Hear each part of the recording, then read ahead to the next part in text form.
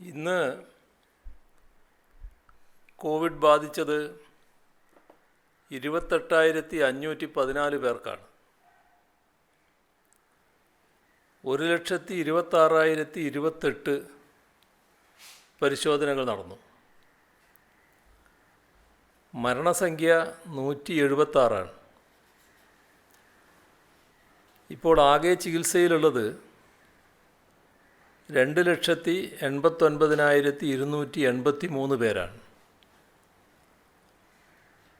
ഇന്ന് രോഗമുക്തരായത് 45,400 പേരാണ്.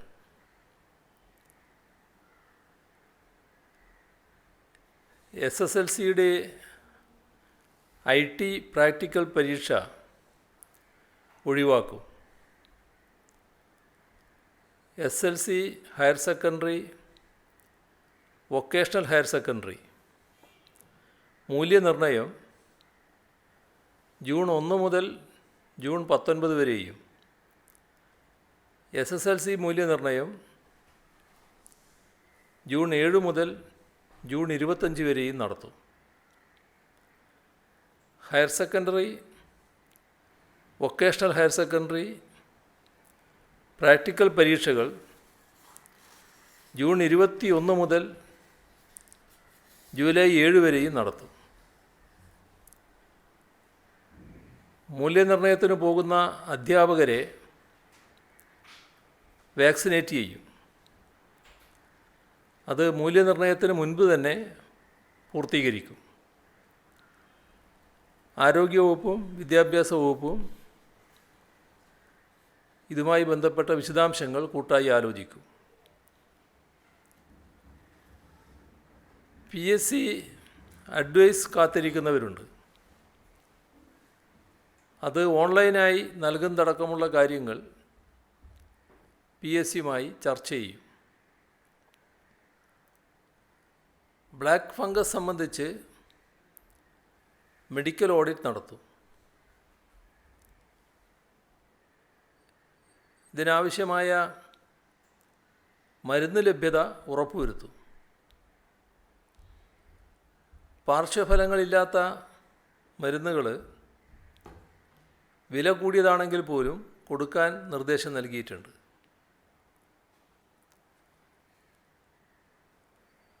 ആദിവാസി ഊരുകളിൽ ചിലതിൽ രോഗം പടരുന്നുണ്ട്. അപ്പം അവിടെ കൃത്യമായി പരിശോധന നടത്തി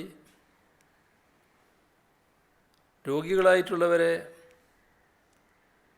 മാറ്റിപ്പാർപ്പിക്കുക, CFLTCകളിലേക്ക് അയക്കുക, ആശുപത്രികളിൽ പോകേണ്ടതുണ്ടെങ്കിൽ ആശുപത്രികളിൽ പോവുക, കരുതൽവാസ കേന്ദ്രത്തിൽ വേണമെങ്കിൽ അങ്ങനെ അയക്കുക. ഇത്തരത്തിലുള്ള നടപടികൾ സ്വീകരിക്കണം എന്ന് കണ്ടിട്ടുണ്ട്. മാത്രമല്ല, പട്ടികവർഗ വകുപ്പിൻ്റെ നേതൃത്വത്തിൽ എല്ലാ ആദിവാസി മേഖലയും സന്ദർശിച്ച്, ഊരുകൾ സന്ദർശിച്ച് അവിടുത്തെ പ്രശ്നങ്ങൾ മനസ്സിലാക്കിക്കൊണ്ട് ആരോഗ്യവകുപ്പുമായി ചേർന്നുകൊണ്ടുള്ള ഇടപെടൽ നടത്തും. വാക്സിനേറ്റ് ചെയ്യേണ്ടവർക്ക് മുൻഗണനാക്രമത്തിൽ തന്നെ വാക്സിൻ നൽകുന്നതിനുള്ള നടപടിയും സ്വീകരിക്കും. അതേപോലെ തന്നെ വൃദ്ധസദനങ്ങൾ, ചിലതിൽ വിവിധ രോഗങ്ങളുള്ളവർ കാണും. അത് കൃത്യമായി പരിശോധിക്കേണ്ടതുണ്ട്. അപൂർവം ചിലയിടത്ത് കോവിഡ് ബാധിച്ചിട്ടുണ്ട്. അപ്പോൾ എല്ലാ വയോജന കേന്ദ്രങ്ങളും സാമൂഹ്യക്ഷേമ വകുപ്പിൻ്റെ ഉദ്യോഗസ്ഥർ പരിശോധിക്കും. എന്ത് നടപടിയാണോ ആവശ്യമായിട്ടുള്ളത് ആരോഗ്യവകുപ്പുമായി ബന്ധപ്പെട്ട് അതിനുള്ള ക്രമീകരണങ്ങൾ ഉണ്ടാക്കും. ഇതോടൊപ്പം ചില മത്സ്യ മാർക്കറ്റുകൾ, പച്ചക്കറി മാർക്കറ്റുകൾ ഇവിടങ്ങളിൽ ഉണ്ടാകുന്ന പ്രശ്നങ്ങൾ പ്രതികൂലമായി വരുന്നുണ്ട്. കോവിഡ് വ്യാപനത്തിനിടയാക്കുന്ന ചില ഇടപെടലുകൾ നടക്കുന്നുണ്ട്. ഇത് പരിശോധിച്ച് ഗൗരവമായി തന്നെ ഇടപെട്ട് നിയന്ത്രണ വിധേയമാക്കണമെന്ന് കണ്ടിട്ടുണ്ട്. പോലീസും സെക്ടറൽ മജിസ്ട്രേറ്റുമാരും ഇടപെടും. ഇപ്പോൾ സാർവദേശീയ തലത്തിലും ദേശീയ തലത്തിലും ചർച്ച ഉയർന്നു വന്നിട്ടുള്ളത് മൂന്നാം തരംഗത്തിൻ്റെ സാധ്യതയെക്കുറിച്ചാണ്. ഇപ്പോൾ വാക്സിനെ അതിജീവിക്കാൻ ശേഷി നേടിയ വൈറസ് ഉത്ഭവമാണ് മൂന്നാം തരംഗത്തിന് ഒരു കാരണമായേക്കുക. വാക്സിൻ എടുത്തവർക്ക് അത് ഒരു ഡോസാണെങ്കിലും സുരക്ഷിതത്വമുണ്ട്. പക്ഷേ ശ്രദ്ധിക്കേണ്ട കാര്യം, ഇത്തരം ആളുകളും രോഗവാഹകരാകാം. വാക്സിൻ എടുത്തവർക്ക് രോഗം വരുന്നത് പലപ്പോഴും അനുബന്ധ രോഗമുള്ളതിനാലാണ്. അതുകൊണ്ട് അവരെല്ലാം കോവിഡ് പെരുമാറ്റച്ചട്ടം കൃത്യമായി പാലിക്കുകയാണ് വേണ്ടത്. അനുബന്ധ രോഗങ്ങളുടെ കാര്യത്തിലും കൂടുതൽ ശ്രദ്ധ പുലർത്തേണ്ടതുണ്ട്. കോവിഡിൻ്റെ രണ്ടാം തരംഗത്തിൻ്റെ ഇതുവരെയുള്ള പരിണാമം നിരീക്ഷിച്ചാൽ അതിൻ്റെ ഉച്ചസ്ഥായി പിന്നിട്ടതായി അനുമാനിക്കാം. പക്ഷേ ഉച്ചസ്ഥായി പിന്നിട്ടതിന് ശേഷമാണ് രോഗവുമായി ബന്ധപ്പെട്ട ഗുരുതരാവസ്ഥകളും മരണങ്ങളും സംഭവിക്കുന്നതായി കാണുന്നത്. അത് വർദ്ധിക്കുന്നതായി കാണുന്നത്. അതുകൊണ്ട് ആശുപത്രികളെ സംബന്ധിച്ചിടത്തോളം നിർണായകമായ സമയമാണിത്. ഇന്നലെ പറഞ്ഞത് വീണ്ടും ആവർത്തിക്കട്ടെ. ഈ ഘട്ടത്തെ നേരിടാൻ ആവശ്യമായ എല്ലാ മുൻകരുതലും മുഴുവൻ ജില്ലാ ആശുപത്രികളിലും ജില്ലാ കളക്ടർമാരുടെ നേതൃത്വത്തിൽ ഉറപ്പുവരുത്തേണ്ടതുണ്ട് എന്ന് നേരത്തെ കണ്ടതാണ്. നമ്മുടെ പ്രാഥമികമായ കർത്തവ്യം ജീവൻ സംരക്ഷിക്കുക എന്നതാണ്. ഈ തരംഗം, അതായത് രണ്ടാമത്തെ കോവിഡ് തരംഗം, പുതിയ ചില പാഠങ്ങൾ നമ്മെ പഠിപ്പിച്ചിട്ടുണ്ട്. എത്രത്തോളം രോഗബാധ ഉയരാം, വൈറസുകളുടെ ജനിതക വ്യതിയാനം എന്തെല്ലാം ഭീഷണികൾ ഉയർത്താം. നമ്മുടെ ആരോഗ്യ സംവിധാനങ്ങൾ അതിനനുസരിച്ച് എങ്ങനെ തയ്യാറെടുക്കണം, മറ്റ് സർക്കാർ സംവിധാനങ്ങൾ എങ്ങനെ വിന്യസിക്കണം, സാമൂഹ്യ ജാഗ്രത എത്തരത്തിൽ പ്രായോഗികവൽക്കരിക്കണം, ഇങ്ങനെയുള്ള കാര്യങ്ങളിൽ പുതിയ ഉൾക്കാഴ്ചകൾ പുതിയ കോവിഡ് തരംഗത്തിൻ്റെ അനുഭവങ്ങൾ നമുക്ക് നൽകുന്നുണ്ട്. മൂന്നാമത്തെ തരംഗം ഉണ്ടാകാനുള്ള ശക്തമായ സാധ്യതകൾ നിലനിൽക്കെ ഈ അനുഭവങ്ങളെ വിശദമായ രീതിയിൽ വിലയിരുത്തി കൂടുതൽ മികച്ച പ്രതിരോധത്തിനായി തയ്യാറെടുക്കാനുള്ള ശക്തമായ നടപടികൾ ആരംഭിക്കാനാണ് സർക്കാർ ഉദ്ദേശിക്കുന്നത്. ജനങ്ങളുടെ ഭാഗത്തുനിന്നുണ്ടായ പരിപൂർണമായ പിന്തുണയാണ് രാജ്യത്തിൻ്റെ മറ്റു ഭാഗങ്ങളിൽ വലിയ നാശം വിതച്ച രണ്ടാം തരംഗത്തെ നമ്മുടെ നാട്ടിൽ പിടിച്ചു നിർത്താൻ സഹായകമായ പ്രധാന ഘടകം.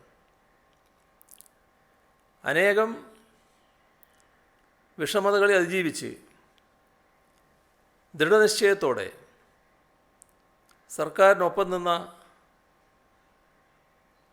ജനങ്ങളെ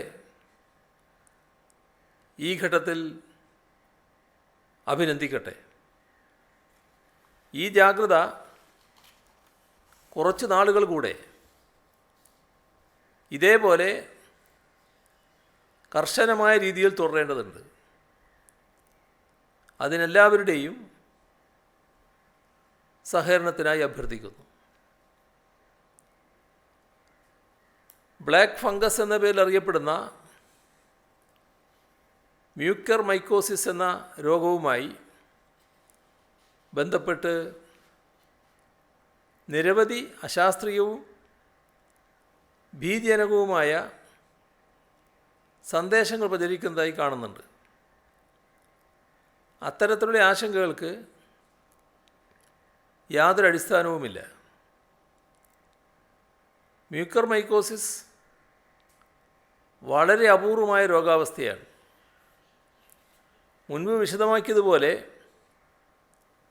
വളരെ ചുരുക്കം ആളുകളിൽ മാത്രമാണ് ഈ രോഗം ബാധിക്കാറുള്ളത്. നിലവിൽ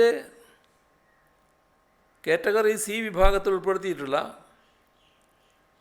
രോഗികളുടെ എണ്ണം കൂടുതലായതിനാൽ ഒരുപക്ഷേ മ്യൂക്കർ മൈക്കോസിസ് കേസുകൾ കൂടുതലായി റിപ്പോർട്ട് ചെയ്തേക്കാം. ഗുരുതരമായ പ്രമേഹ രോഗമുള്ളവരിലാണ് ഈ രോഗം കൂടുതലായി കാണുന്നത്. അവരെ കോവിഡ് ബാധിച്ചാൽ നൽകേണ്ട ചികിത്സാ മാനദണ്ഡങ്ങൾ കൃത്യമായി ആശുപത്രികൾക്ക് നൽകിയിട്ടുമുണ്ട്. പ്രമേഹ രോഗം നിയന്ത്രണ വിധേയമായി നിലനിർത്താനുള്ള പ്രത്യേക ശ്രദ്ധ രോഗികളുടെ ഭാഗത്ത് നിന്ന് ഉണ്ടാവേണ്ടതുണ്ട്. ടെസ്റ്റ് പോസിറ്റിവിറ്റി നിരക്ക് ഉയർന്നു നിൽക്കുന്ന മലപ്പുറത്ത് നിയന്ത്രണങ്ങൾ കൂടുതൽ കർശനമാക്കും. മലപ്പുറത്തിനായി ആക്ഷൻ പ്ലാൻ നടപ്പാക്കുകയും ചെയ്യുന്നതാണ്. അവിടെ ഈ വരുന്ന തിങ്കൾ ചൊവ്വ ദിവസങ്ങളിലായി 75,000 പരിശോധന നടത്താൻ തീരുമാനിച്ചിട്ടുണ്ട്. അതോടൊപ്പം കൂടുതൽ പോലീസ് ഉദ്യോഗസ്ഥരെ ജില്ലയിൽ നിയമിക്കുന്നതുമാണ്. ഈ പ്രത്യേക ചുമതലക്ക് നിയോഗിക്കുന്നതാണ്.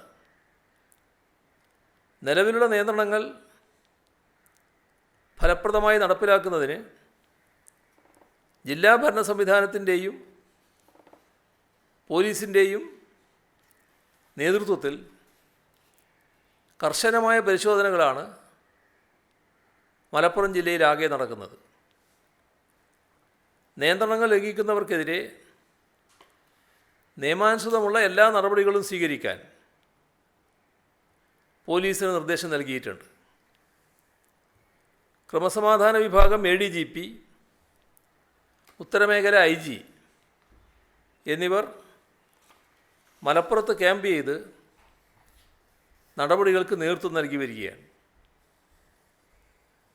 തിരുവനന്തപുരം, എറണാകുളം, തൃശ്ശൂർ ജില്ലകളിലെ ട്രിപ്പിൾ ലോക്ക്ഡൗൺ ഇന്ന് രാവിലെ പിൻവലിച്ചു.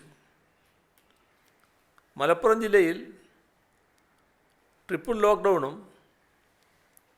ബാക്കി എല്ലാ ജില്ലകളിലും ലോക്ക്ഡൗണുമാണ് ഇപ്പോൾ നിലവിലുള്ളത്. കഴിഞ്ഞ 24 മണിക്കൂറിനുള്ളിൽ സംസ്ഥാനത്ത് മാസ്ക് ധരിക്കാത്ത 8620 പേർക്കെതിരെ കേസ് രജിസ്റ്റർ ചെയ്തു. സാമൂഹ്യ അകലം പാലിക്കാത്തതിന് 4494 പേർക്കെതിരെ നിയമ നടപടി സ്വീകരിച്ചു. പിഴയായി 34,61,250 രൂപയാണ് ഇക്കഴിഞ്ഞ ദിവസം ഈടാക്കിയത്. മന്ത്രിസഭയുടെ സത്യപ്രതിജ്ഞാ ചടങ്ങ് നടന്ന സെൻട്രൽ സ്റ്റേഡിയത്തിലെ പന്തലിൽ മുൻഗണനാ വിഭാഗത്തിൽപ്പെട്ടവർക്കുള്ള വാക്സിനേഷൻ ആരംഭിച്ചു. ആദ്യ ദിവസം KSRTC ജീവനക്കാർക്കാണ് വാക്സിൻ നൽകിയത്. തുറന്നുള്ള ദിവസങ്ങളിൽ മറ്റുള്ളവർക്ക് വാക്സിൻ ലഭ്യമാക്കുകയും ചെയ്യും. വീടുകളിൽ ക്വാറന്റൈനിൽ കഴിയുന്ന കോവിഡ് രോഗികൾ മരുന്ന് കഴിക്കുമ്പോൾ ഡോക്ടർമാരുടെ നിർദ്ദേശപ്രകാരമായിരിക്കുക എന്നത് വളരെ പ്രധാനമാണ്. അതിനു പകരം സ്വയം ചികിത്സിക്കാനോ വൈദ്യശാസ്ത്രത്തിൽ നിയമപരമായ അംഗീകാരമില്ലാത്ത വ്യാജ ചികിത്സകരുടെ ചികിത്സ സ്വീകരിക്കാനോ പാടില്ല. അത്തരം രീതികൾ രോഗാവസ്ഥയെ പ്രതികൂലമായി ബാധിച്ചേക്കാം.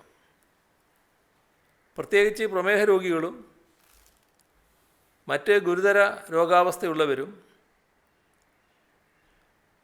ഇത് വളരെ കർശനമായി പാലിക്കേണ്ടതാണ്. മൺസൂൺ കാലം ആരംഭിക്കാൻ ഇനി അധികം ദിവസങ്ങളില്ല. കഴിഞ്ഞ വർഷങ്ങളിലുണ്ടായ അനുഭവങ്ങൾ വളരെ കരുതലോടെ ഈ കാലത്ത് നേരിടണമെന്ന പാഠമാണ് നമുക്ക് നൽകിയിട്ടുള്ളത്. കോവിഡ് രോഗവ്യാപനം കൂടി നിലനിൽക്കുന്ന കാലമായതിനാൽ നമുക്ക് മുന്നിലുള്ള വെല്ലുവിളി കൂടുതൽ ശക്തമായിരിക്കുകയാണ്. ഈ സാഹചര്യത്തെ മുൻകൂട്ടി കണ്ടുകൊണ്ട് ആരോഗ്യ സംവിധാനങ്ങളെ സജ്ജമാക്കാനുള്ള പദ്ധതിക്ക് സർക്കാർ രൂപം നൽകിയിട്ടുണ്ട്. ഒന്നാം തല, രണ്ടാം തല കോവിഡ് ചികിത്സാ കേന്ദ്രങ്ങൾ ഉൾപ്പെടെ കോവിഡ് നേരിടാൻ മാത്രമായി ഉണ്ടാക്കിയ കേന്ദ്രങ്ങളുടെ പ്രവർത്തനങ്ങളെ ശക്തമായ മഴ മൂലമുണ്ടായേക്കാവുന്ന പ്രളയങ്ങളോ മണ്ണിടിച്ചിലോ പോലുള്ള ദുരന്തങ്ങൾ ബാധിച്ചേക്കാം. ക്യാമ്പുകളിൽ വലിയ ആൾക്കൂട്ടം ഉണ്ടാകാനുള്ള സാഹചര്യങ്ങളും മുൻകൂട്ടി കാണേണ്ടതുണ്ട്. അതോടൊപ്പം കോവിഡ് രോഗബാധയുള്ളവരുമായി ഇടകലരാനുള്ള സാധ്യതയും ക്യാമ്പുകളിലുണ്ടാകാം. മൺസൂൺ കാല രോഗങ്ങളും മഴയുണ്ടാക്കുന്ന രോഗങ്ങളിൽ പെട്ടെന്നുണ്ടാകുന്ന വർധനവ്, മഴയുണ്ടാക്കുന്ന ദുരന്തങ്ങൾ, അതിൻ്റെ ഭാഗമായി ഉണ്ടാകുന്ന അപകടങ്ങൾ, ഇതൊക്കെ കാരണം ആശുപത്രികളിലെ സൗകര്യങ്ങൾ അത് അപര്യാപ്തമാകുന്ന സാഹചര്യം വരെ വന്നേക്കാം. ഇത്തരം പ്രശ്നങ്ങളെല്ലാം കണ്ടുകൊണ്ട് അവയെ പരമാവധി മറികടക്കാൻ സാധിക്കുന്ന മുന്നൊരുക്കങ്ങളാണ് ഇതിൻ്റെ ഭാഗമായി നടത്തുന്നത്. അതിൻ്റെ ഭാഗമായി പ്രളയവും മണ്ണിടിച്ചിലും ബാധിക്കാൻ സാധ്യതയുള്ള മുഴുവൻ ആരോഗ്യ കേന്ദ്രങ്ങളുടെയും സമഗ്രമായ ലിസ്റ്റ് തയ്യാറാക്കുകയാണ്. ഓരോ ആരോഗ്യ കേന്ദ്രത്തിലും അത്തരം ആപൽ ഘട്ടങ്ങളിൽ അവിടെ നിന്നും അടിയന്തരമായി മാറ്റേണ്ട ഉപകരണങ്ങളുടെയും മറ്റ് വസ്തുക്കളുടെയും കൃത്യമായ ലിസ്റ്റ് തയ്യാറാക്കി വെക്കും. അതോടൊപ്പം അവയെല്ലാം മാറ്റി പ്രവർത്തനങ്ങൾ തുടരാൻ സാധിക്കുന്ന സാധ്യതാ സ്ഥലങ്ങളും കണ്ടുവെക്കും. പ്രധാന ആശുപത്രികളിലെല്ലാം മാസ് കാഷ്വാലിറ്റി ട്രയാജ് പ്രോട്ടോക്കോൾ, അതായത് വലിയ അത്യാഹിതങ്ങളെ എങ്ങനെ നേരിടാം അതിനുള്ള മാനദണ്ഡം അത് നടപ്പിലാക്കും. അതിനോടൊപ്പം ഇതിനാവശ്യമായ പരിശീലനങ്ങൾ ഉറപ്പുവരുത്തും. ആശുപത്രികളുടെ കാര്യക്ഷമതാ പരിധിക്ക് മുകളിലോട്ട് പെട്ടെന്ന് രോഗികളുടെ എണ്ണം വർദ്ധിക്കുകയാണെങ്കിൽ കൈകാര്യം ചെയ്യാൻ ആവശ്യമായ സർജ് കപ്പാസിറ്റി പ്ലാൻ തയ്യാറാക്കുകയും നടപ്പിലാക്കാൻ ആവശ്യമായ പരിശീലനങ്ങൾ നൽകുകയും ചെയ്യും. അത്യാഹിത ഘട്ടങ്ങളോട് പിഴവില്ലാത്ത രീതിയിൽ പ്രതികരിക്കാൻ സഹായകമായ ഹോസ്പിറ്റൽ എമർജൻസി റെസ്പോൺസ് പ്ലാനും തയ്യാറാക്കി പരിശീലനം നൽകും. ഇത്തരം ഘട്ടങ്ങളിൽ കൃത്യമായ ഏകോപനം ഉറപ്പുവരുത്തുന്നതിനായി ആശയവിനിമയ സംവിധാനവും ഒരുക്കും. ഡയാലിസിസ് ചെയ്യുന്നവർ, ക്യാൻസർ ചികിത്സയിലുള്ളവർ, അവയവമാറ്റ ശസ്ത്രക്രിയയ്ക്ക് ശേഷമുള്ള ചികിത്സയിൽ കഴിയുന്നവർ,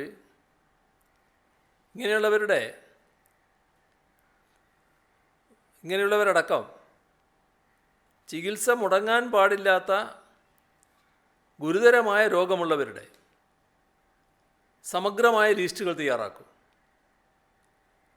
അത്യാഹിത ഘട്ടങ്ങളിൽ ഇവരുടെ ചികിത്സ മുടങ്ങാതെ നോക്കാൻ വേണ്ടിയാണിത്. ഈ ആളുകളെല്ലാം അവരുടെ മെഡിക്കൽ റെക്കോർഡുകൾ നിർബന്ധമായും കയ്യിൽ സൂക്ഷിച്ചു വെക്കണം.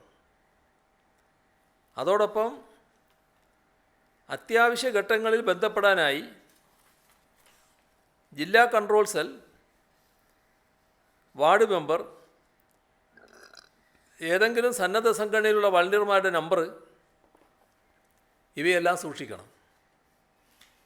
ഇത്തരം രോഗികൾക്ക് ആശുപത്രികളിൽ നിന്ന് മരുന്ന് ഒരു മാസത്തേക്ക് നൽകണം.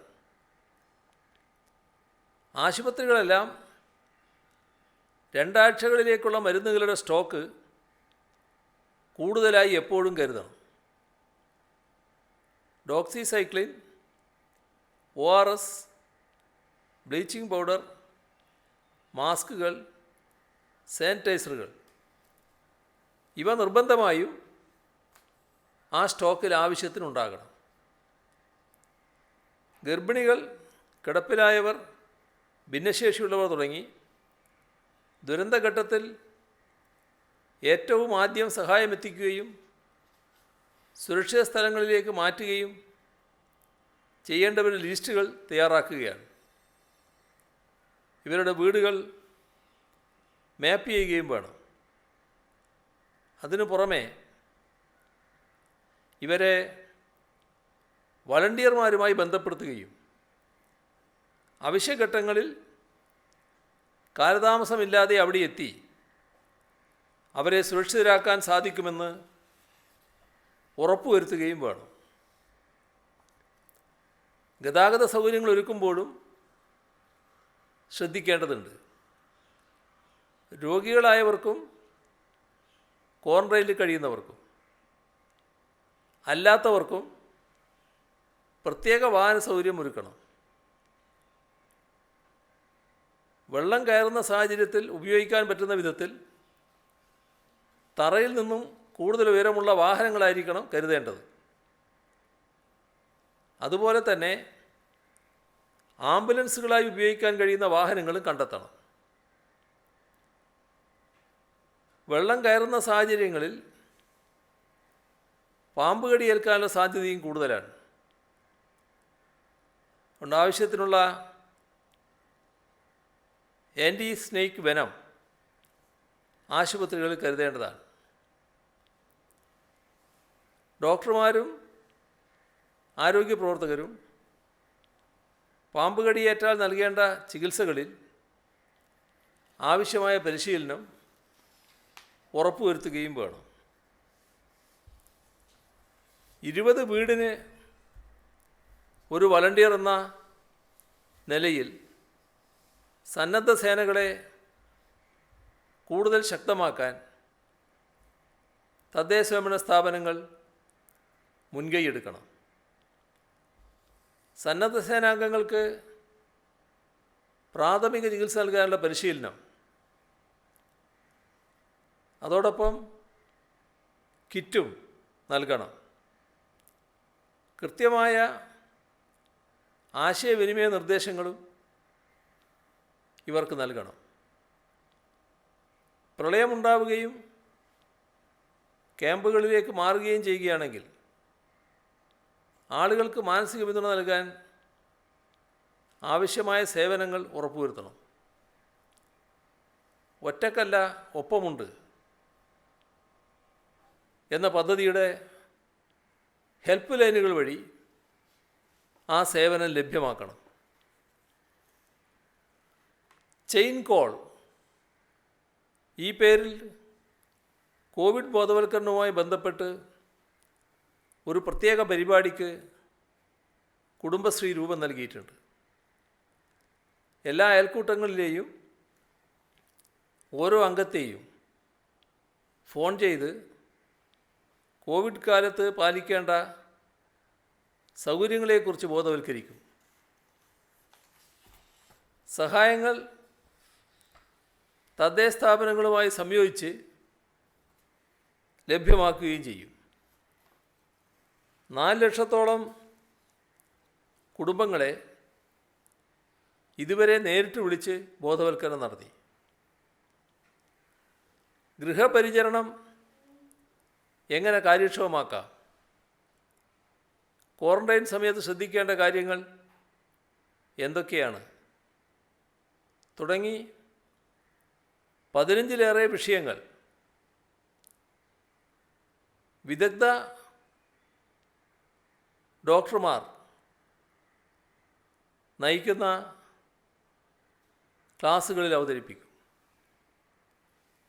ഇത് കുടുംബശ്രീ അംഗങ്ങൾക്കായി നൽകി വരുന്നുണ്ട്. ആരോഗ്യവകുപ്പിൻ്റെയും തദ്ദേശ സ്വയംഭരണ വകുപ്പിൻ്റെയും സംയോജനത്തോടെ നടത്തുന്ന ഈ ക്ലാസ്സുകൾ താഴെ തട്ടിലുള്ള ബോധവൽക്കരണത്തിന് ഏറെ സഹായകമാകും. കുടുംബശ്രീ സംഘടനാ സംവിധാനത്തിൻ്റെ ശക്തി ഉപയോഗിച്ച് ജില്ലാ, ബ്ലോക്ക്, പഞ്ചായത്ത് തലങ്ങളിൽ റിസോഴ്സ് പേഴ്സൺമാരുടെ പൂൾ രൂപീകരിച്ച് ഒരു ബൃഹത് ക്യാമ്പയിൻ കൂടി കുടുംബശ്രീയുടെ നേതൃത്വത്തിൽ ആസൂത്രണം ചെയ്യുകയാണ്. കേരളത്തിലെ 1063 ജനകീയ ഹോട്ടലുകളുടെ ഓരോ ദിവസവും 1 ലക്ഷത്തിലേറെ പേർക്ക് പൊതിച്ചോറ് നൽകുന്നുണ്ട്. സംസ്ഥാനത്ത് എല്ലാ ജില്ലകളിലും സാമൂഹ്യനീതി വകുപ്പിൻ്റെ നേതൃത്വത്തിൽ ഭിന്നശേഷി സഹായ കേന്ദ്രം ആരംഭിക്കും. തദ്ദേശ സ്വയംഭരണ സ്ഥാപന തലത്തിൽ 3000-ഓളം MSW വിദ്യാർത്ഥികളും അവരുടെ അധ്യാപകരും സന്നദ്ധ സംഘടനകളും കുടുംബശ്രീയും നടത്തുന്ന സ്പെഷ്യൽ സ്കൂളുകളും ഈ പദ്ധതി ഏകോപിപ്പിക്കും. ബ്ലോക്ക് തലത്തിൽ വിദ്യാഭ്യാസ വകുപ്പിൻ്റെ BRCകളും ജില്ലാതലത്തിൽ ആരോഗ്യവകുപ്പിൻ്റെ സഹകരണത്തോടെ സാമൂഹ്യനീതി വകുപ്പും പദ്ധതി നിർവഹണം നടത്തും. തദ്ദേശ സ്വയംഭരണ സംവിധാനങ്ങളിലെ വാർ റൂം കേന്ദ്രീകരിച്ച് തന്നെയാവും ഇതിൻ്റെയും ഏകോപനം. വിവിധ ഭിന്നശേഷി അവകാശ സംഘടനകളും സ്പെഷ്യൽ എഡ്യൂക്കേഷൻ സ്ഥാപനങ്ങളും ഇതുമായി സഹകരിക്കും. കോവിഡ് പ്രതിരോധ പ്രവർത്തനങ്ങൾക്ക് വിദേശ രാജ്യങ്ങളിൽ നിന്നും സംഭാവനകൾ ഉണ്ടാകുന്നുണ്ട്. സംഘടനകളും വ്യക്തികളുമടക്കം നാളിതുവരെ 32ഓളം പേർ നോർക്കയെ ബന്ധപ്പെടുകയും സംഭാവനകൾ നൽകാൻ സന്നദ്ധ അറിയിക്കുകയും ചെയ്തിട്ടുണ്ട്. അവയിൽ ചിലത് ബെറിൻ കേരള സമാജം 137 ഓക്സിജൻ സിലിണ്ടറുകൾ, ബെറിനിലെ VKL ഗ്രൂപ്പ് ഒരു ഓക്സിജൻ ടാങ്ക്,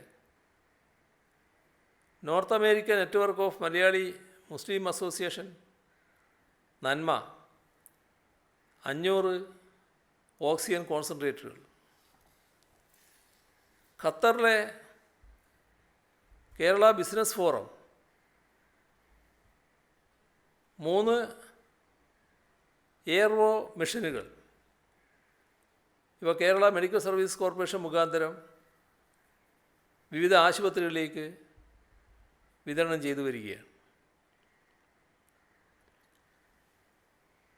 ദുരിതാശ്വാസ നിധിയിലേക്കുള്ള സംഭാവനകളുടെ പ്രവാഹം.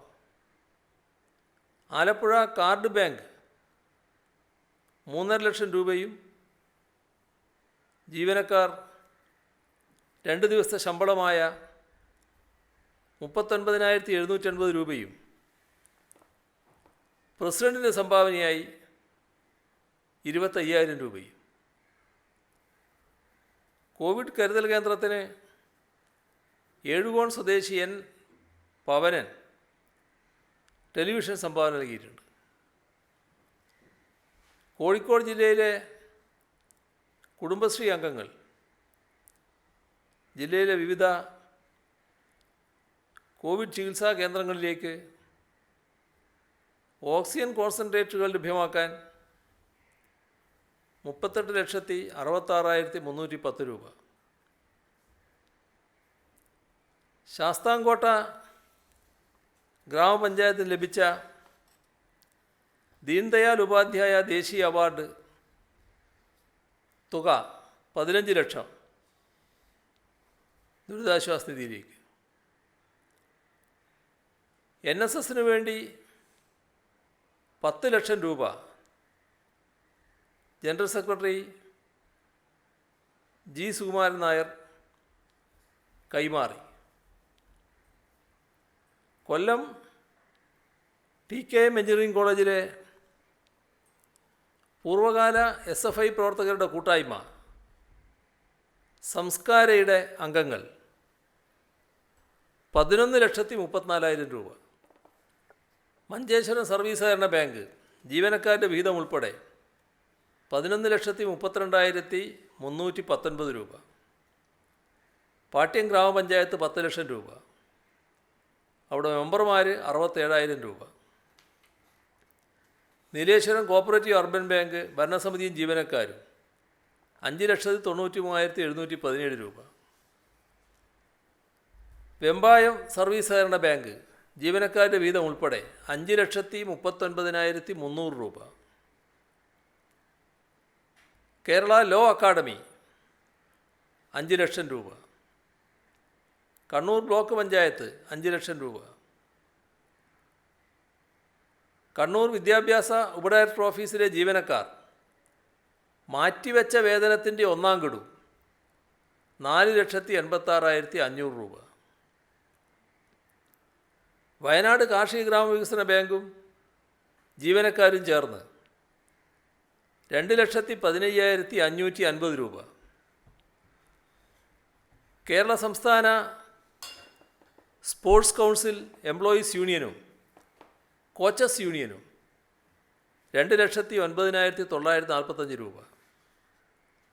കതിരൂർ വില്ലേജ് വനിതാ സഹകരണ സംഘം 1,07,542 രൂപ. ചേർത്തല ലക്കി ലേക്ക് റിസോർട്സ് പ്രൈവറ്റ് ലിമിറ്റഡ് 1 ലക്ഷം രൂപ. പുനലാൽ സോഷ്യൽ വെൽഫെയർ സഹകരണ സംഘം 1 ലക്ഷം. CPIM Kalliad local committee 92,000. SFI Kothamangalam 70,425. മാനന്തേരിയിലെ VK Malathi ടീച്ചറും മകൾ രത്നവേണി ടീച്ചറും 50,000. ആലപ്പുഴ ജില്ലാ സഹകരണ ബാങ്ക് 50,000. കാഞ്ഞങ്ങാട് പാലക്കി കുടുംബത്തിലെ ഡോക്ടർ ജൽവ പാലക്കി 50,000. SN കവലയിലെ കയർ ഫാക്ടറി ഉടമ പുരുഷൻ ചിറയിൽ 50,000. കാളഞ്ചിറ ഗ്രാനൈറ്റ്സ് ഉടമ അബു കാളഞ്ചിറ 50,000. മഞ്ചേരി കുറുത്തേടത്ത് AMLP സ്കൂളിലെ അധ്യാപകർ ഡെഫേർഡ് സാലറിയുടെ ആദ്യ ഗഡുവായ 45,204 രൂപ. പിണറായി കളക്റ്റീവ് ഫാമിംഗ് സഹകരണ സംഘം ജീവനക്കാരുടെ വീതം ഉൾപ്പെടെ 33,000. കുറ്റ്യാടി ഗ്രാമപഞ്ചായത്ത് ഭരണസമിതി അംഗങ്ങൾ 30,000. മാനന്തേരിയിലെ കരുവാത്ത് രമേശ് ബാബു പേരമകളുടെ പേരിൽ ചടങ്ങിന് കരുതി വെച്ച 30,000. കോട്ടയം ജില്ലയിലെ പുഷ്പ വ്യാപാരികൾ 25,000. സഖാവ് K. അനിരുദ്ധൻ്റെ ചരമവാർഷിക ദിനമായ ഇന്ന് ചടങ്ങുകൾ ഒഴിവാക്കി അതിനായി കരുതിയ 25,000 രൂപ മകൻ ഡോക്ടർ എ. സമ്പത്ത് കൈമാറി. കേരള സ്റ്റേറ്റ് എക്സ് സർവീസ് ലീഗിൻ്റെ തിരുവനന്തപുരം ജില്ലാ committee 25,000. Cherthala service club 25,000. Thirumala Udayagiri Nagar residence association 25,000. Varkala one Kerala battalion NCCയിലെ അസോസിയേറ്റ് NCC ഓഫീസർമാർ 20,000 രൂപ. നീലേശ്വരം ഗുഡ്ഷെഡ് തൊഴിലാളി യൂണിയൻ CITU 20,000. സംസ്ഥാന മലിനീകരണ നിയന്ത്രണ ബോർഡ് മുൻ chairman Maluk Muhammad 20,000. Student police cadet Kadakkal government vocational higher secondary school unit 20,000. Thiruvananthapuram ജില്ലയിലെ ദീർഘദൂര ഓട്ടക്കാരുടെ കൂട്ടായ്മയായ I10 റൺ റേസ് ക്ലബ്ബ് 20,000. ചോറ് വാട്സപ്പ് കൂട്ടായ്മ കാഞ്ഞങ്ങാട് 20,000. കോഴിക്കോട് മെഡിക്കൽ കോളേജിലെ പാരാമെഡിക്കൽ വിദ്യാർത്ഥികൾ 13,500. Thanneermukkam panchayat vice president Praveen G. Panicker 11,600. Nileshwaram Kaniyamparambil കൂട്ടായ്മ 10,101 രൂപ. കിനാനൂർ കരിന്തളം ചെന്നിക്കോട് CM കുഞ്ഞമ്പു നായരുടെ സ്മരണക്ക് മകൻ ബാലചന്ദ്രനും കുടുംബവും 10,005 രൂപ. വായ്പറമ്പിലെ കുന്നത്ത് ഭാർഗവി ടീച്ചർ 10,001. കൈതേരിയിലെ KN ഗോപി മാസ്റ്റർ 10,000. പാട്യത്തെ കൈലാസൻ മാസ്റ്റർ 10,000. കൈതേരി വട്ടപ്പാറയിലെ റിട്ടയേർഡ് അധ്യാപിക KK ലക്ഷ്മിക്കുട്ടി 11,000. ലക്ഷ്മിക്കുട്ടി 10,000 രൂപ. മാലൂർ തോലമ്പ്രയിലെ റിട്ടയേർഡ് അധ്യാപകൻ പൂവാടൻ ബാലൻ 10,000. റിട്ടയേർഡ് അധ്യാപകരായ പെർലശ്ശേരി വിനയവിഹാറിൽ രാഘവനും മാങ്കാവിൽ ബാലസുബ്രഹ്മണ്യനും 10,000 രൂപ വീതം കൈമാറി. Omega tourist home Nileshwaram 10,000. Pinarayi Yuvashakti arts and sports club Vendittayi 8,000. Maloor കാഞ്ഞിലേരിയിലെ റിട്ടയേർഡ് അധ്യാപകൻ G Gangadharan 7,500. Muzhappala Narikkode UP school 2ാം ക്ലാസ് വിദ്യാർത്ഥിനി നൈനിക സമ്പാദ്യ കുടുക്കയിലെ 5,000 രൂപ. ബ്ലാത്തൂരിലെ വത്സല മകൾക്ക് സ്റ്റൈപ്പൻഡായി ലഭിച്ച 5,000. Chorode bank president V Dineshan 5,000. ബ്ലാത്തൂരിലെ വിദ്യാർത്ഥികളായ സഫ്ദറും സർഫറൂഷും 5,000. കാസർഗോഡ് കൊളത്തൂർ പാണ്ടിക്കണ്ടത്തെ കുഞ്ഞികൃഷ്ണൻ പ്രിയ ദമ്പതികളുടെ മകൾ ശിവന്യശ്രീയുടെ പിറന്നാൾ ആഘോഷത്തിനായി മാറ്റിവെച്ച 3,001. മാനന്തേരി മണ്ണന്തറയിലെ ഇസ ഐറ 3,000. CPIM കുന്നപ്പുഴ ഞാലിക്കോണം ബ്രാഞ്ച് അംഗം രാമു 2,500. കൈതേരി 12ാം മൈലിലെ രമേശൻ രജനി ദമ്പതികൾ 2,000. കോഴിക്കോട് തിക്കോടി ജെനി രജേഷ് സൈക്കിൾ വാങ്ങാൻ കൂട്ടിവെച്ച 1,639. ഓമശ്ശേരി പുതുവാരത്തിൽ ഇമ്പിച്ചാലി വാർദ്ധക്യകാല പെൻഷനായി ലഭിച്ച 1,600. കുളത്തുപറമ്പിലെ അൽഷിൻ 1,746. മേമുണ്ട സ്കൂൾ വിദ്യാർത്ഥി നമിത്താർ സുരേഷ് സ്കോളർഷിപ്പ് തുക 1,000 രൂപ. ഇത്രയുമാണ് ഇന്ന് പങ്കുവെക്കാനുള്ളത്.